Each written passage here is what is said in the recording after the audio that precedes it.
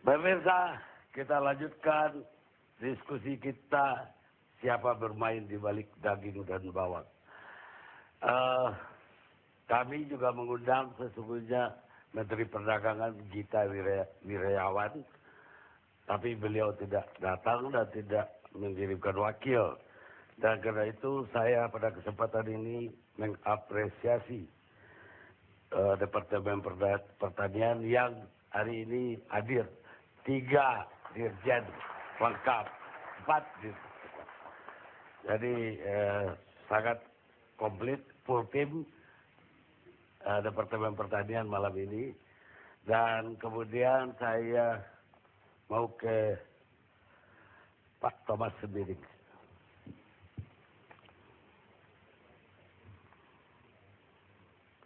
Bagaimana kelanjutan setelah kita diskusi apa yang terjadi kemudian dan bagaimana menurut Pak Thomas? Kalau saya lihat memang ada sedikit diskriminasi ya. Kalau begitu daging sudah 9 bulan sampai sekarang nggak ada perubahan gitu ya. Kalau bawang 2 minggu udah yang ilegal pun dibebasin untuk menurunkan harga. Itu yang pertama. Kedua, perlu saya sampaikan bahwa koordinasi dengan stakeholder terutama asosiasi untuk daging itu tidak ada. Tidak ada yang pembagian kuota transparan semua diundang? Nggak ada. Nggak ada. Nggak ada. Jadi ya sebab saya ketua asosiasi dan ada juga ibu ketua asosiasi, kami tidak pernah diundang untuk membicarakan pembagian kuota ke anggotanya masing-masing begitu. Jadi itu sudah pasti ya. Kemudian yang perlu saya sampaikan di sini adalah bahwa swasembada itu kalau konsumsi kita baru 2 kilo, kita nggak tahu kapan berhentinya itu. Apakah mau seperti Filipina, Vietnam 4 kilo. Kalau Malaysia, Singapura 7 kilo. Pak pemirsa, ini yang dimaksud oleh Pak Thomas ini konsumsi kita per kapita per tahun itu 2 kilo. Begini akuratnya 2,5 kilo, Pak. 2 kilo, Pak. 2 kilo. Ya, 2 kilo. 2 kilo dan itu bisa dibayangkan setiap orang di sini kalau yang ada di ruangan ini makan steak 10 kali.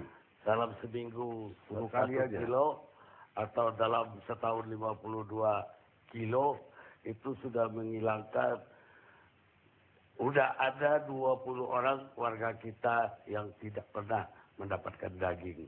Itulah kenyataan di Republik ini. Silakan, Pak. Kemudian, oleh karena itu sebetulnya yang sulit sekarang ini kan pertumbuhan ekonomi kita baik, ya. Kemudian juga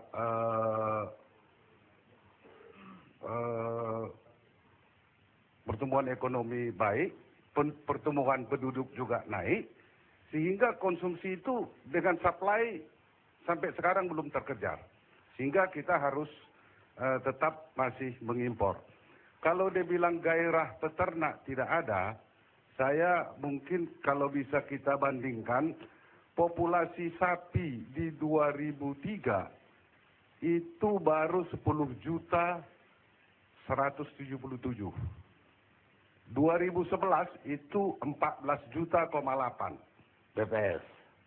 Ya, 14 juta. Jadi ini kan menunjukkan bahwa bukan tidak ada gairah, ada gairah, ya. Jadi itu saya pikir nggak apa. Tapi hal lain lagi kalau kita lihat dalam konsumsi sendiri itu udah tiap tahun berubah. Dari 1,7 itu selama dari 2010 sampai 2013 itu berubah terus. Itu yang saya bilang tadi, mengantisipasi kenaikan konsumsi yang tidak jelas. Tapi konsumsi ini pun yang 2 kilo itu tadi belum dihitung berapa kebutuhan turis, berapa kebutuhan ekspatriat.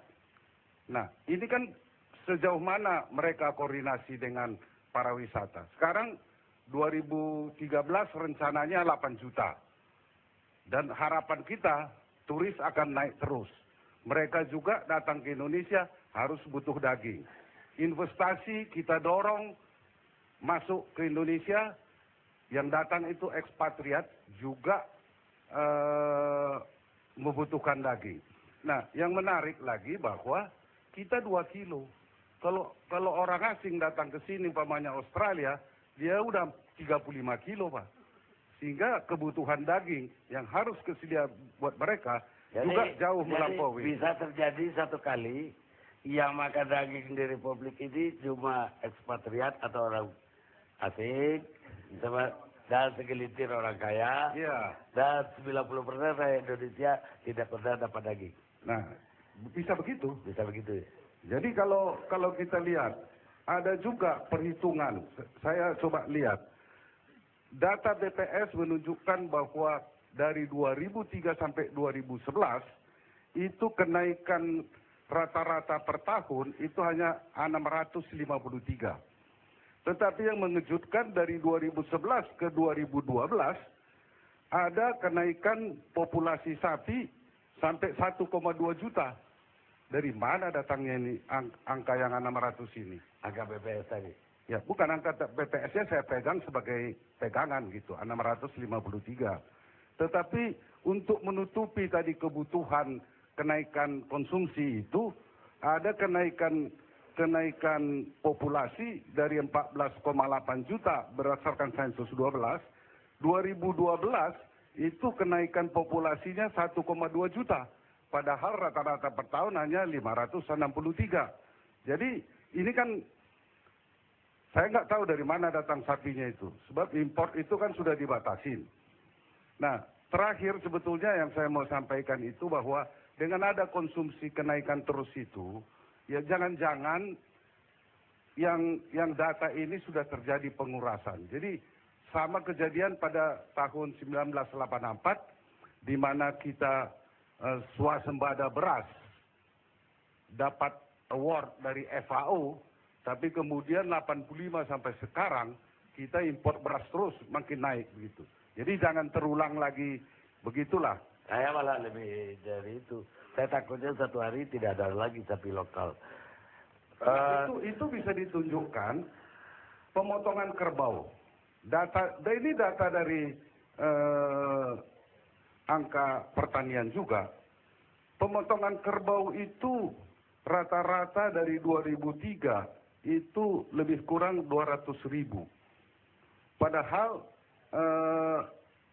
populasinya menurun 1,3 berdasarkan sensus 2011. Sekarang 2012 dia mau potong 347.000. Ini mau ngabisin kerbau nggak di Indonesia? Ya, lama-lama kita lihat kerbau dan sapi kita di satwa laga. Ya, mungkin di kebun binatang nanti adanya, Pak. Ya. Kemudian yang terakhir kali, sebetulnya kami sudah melihat bahwa sudah 9 bulan kenaikan harga ini, pemerintah tidak ada berusaha untuk mengantisipasi. Saya kembali ke undang-undang, Pak. Perintah undang-undang menyatakan bahwa pakan itu harus tersedia.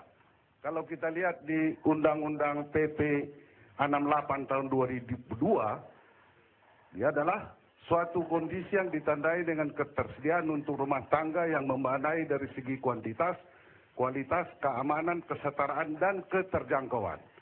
Undang-Undang 18 tentang pangan tahun 2000. Saya kira cukup, Pak, dari Pak Thomas. Bukan, artinya ini kan pertanyaan saya bahwa kalau masyarakat melanggar undang-undang 4 kali kena pidana gitu. Kalau pemerintah yang melanggar undang-undangnya, saya tanya, ini kan pakar hukum semua di sini.